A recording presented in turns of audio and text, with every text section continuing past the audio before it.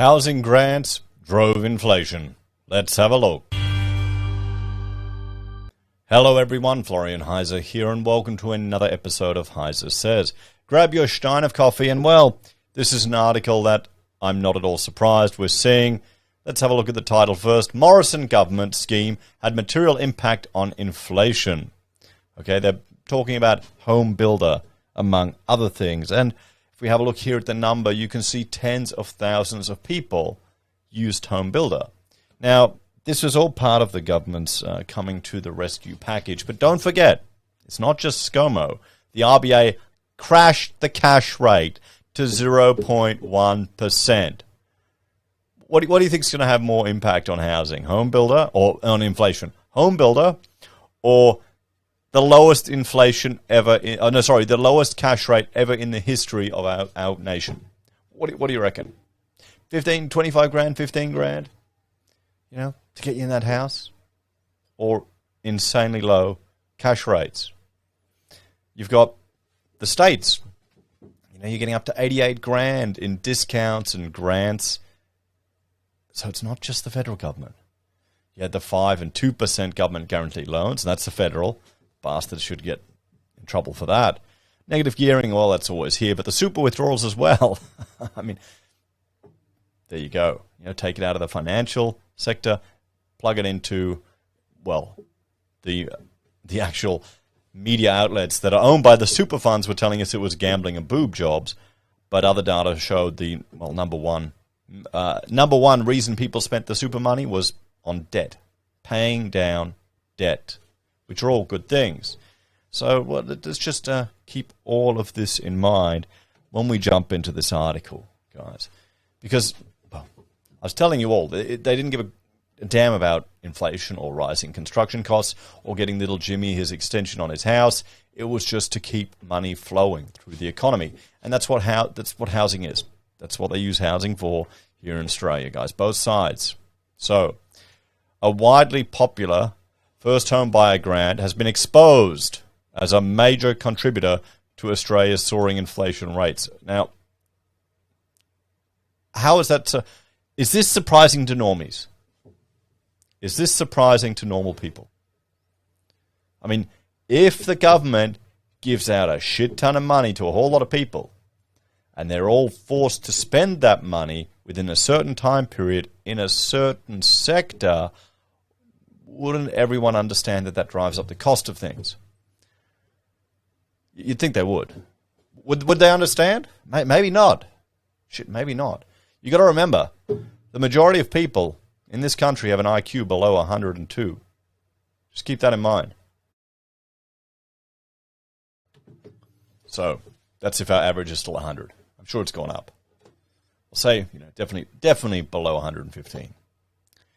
Reserve Bank Governor Philip Lowe made the alarming revelation during a major address to the Anakin Foundation on Thursday morning. How's it alarming? How's it surprising? Who's writing this? By Newswire? Come on. Over the past year, the cost of building a new home has increased by 20%. This alone has added close to 2 percentage points to headline inflation, he said. And this is why, when people are predicting huge crashes in property, the cost to build a new house is going to keep a certain support level in the market for established homes.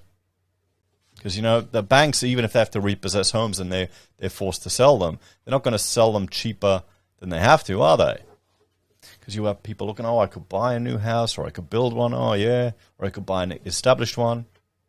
The strong demand, government grants of up to $35,000 for some first home buyers, and supply chain problems added to the inflated cost of building a home. Yeah, they overheated the market, guys.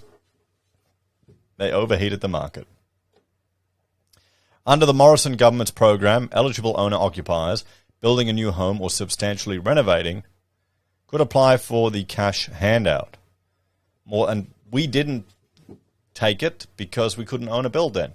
That's the thing. You had to go through a builder to get it. And I don't know if that was the right way to do it now. Well, there you go.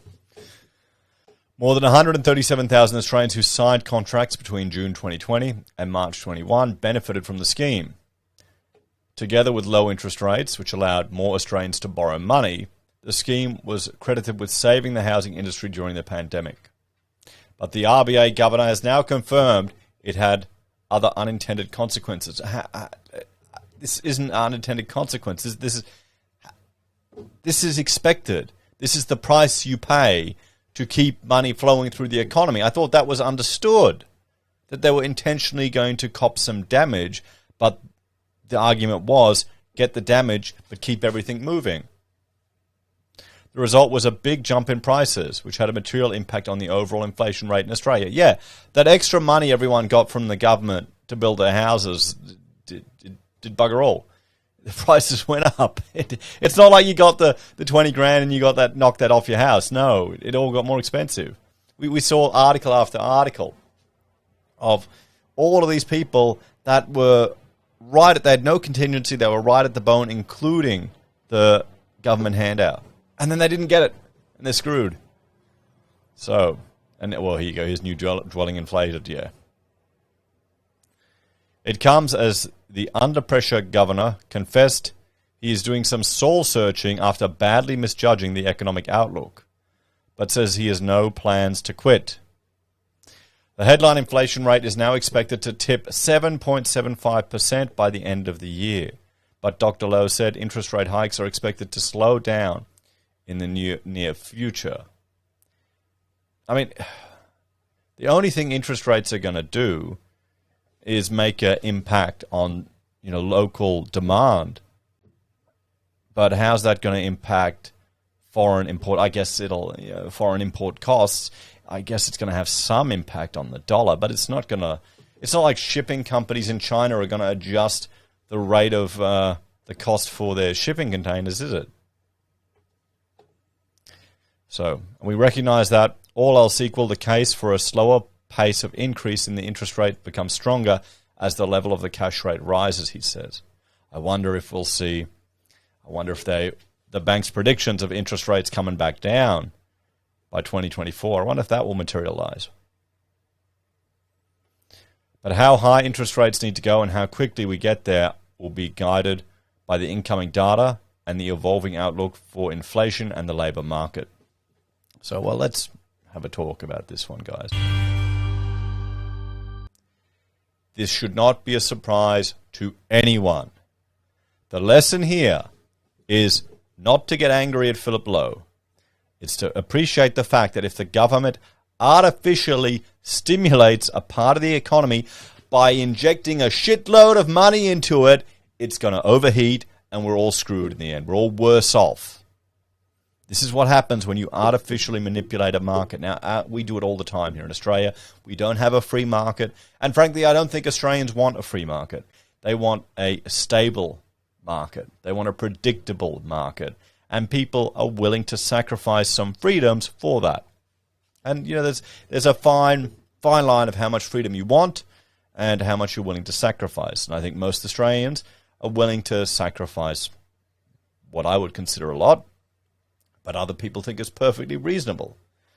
I think people who, let's just say the individual liberty-focused, libertarian perspective of a free market, I don't know if that has mass appeal here in Australia, guys. I don't think it has mass appeal. I think the aim is to educate and help people realize the damage that the government's interventions do to the economy and it's the greater harm. What's the opportunity cost? So we had a whole lot of housing get more expensive. We had building projects delayed and dragged out. We had builders signed fixed price contracts, because that's what they have to sign because of artificial intervention in the market, and then go bust left, right, and center, and people with houses unfinished and unable to raise the funds to deal with it, and the government insurance schemes falling over or providing 20% of what they should. So yeah, are we going to learn the lesson from this? I somehow don't think we will. You tell me, guys. And there's more. There's all these calls for Lowe to quit. I don't want him to quit.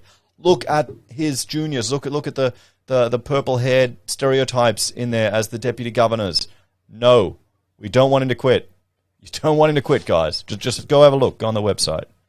Anyway, Thanks for watching. Like, share, subscribe to the channel. If you're a fan, check out my other channels, HeiseBim and HeiseSays International. If you're a fan, want to help out, there are a few ways you can. Financially on YouTube or Patreon, using our referral links, Amazon, eBay, Independent Reserve, AussieBroadband, and even Self-Wealth. You can buy a Pocket Squares or call us if you need an architect. Take care, everyone. Have a great day. I'll see you next time. Let me know in the comments if you actually managed to pull off the house build with the grant and without the insane inflation or problems. Because then, you did it, mate.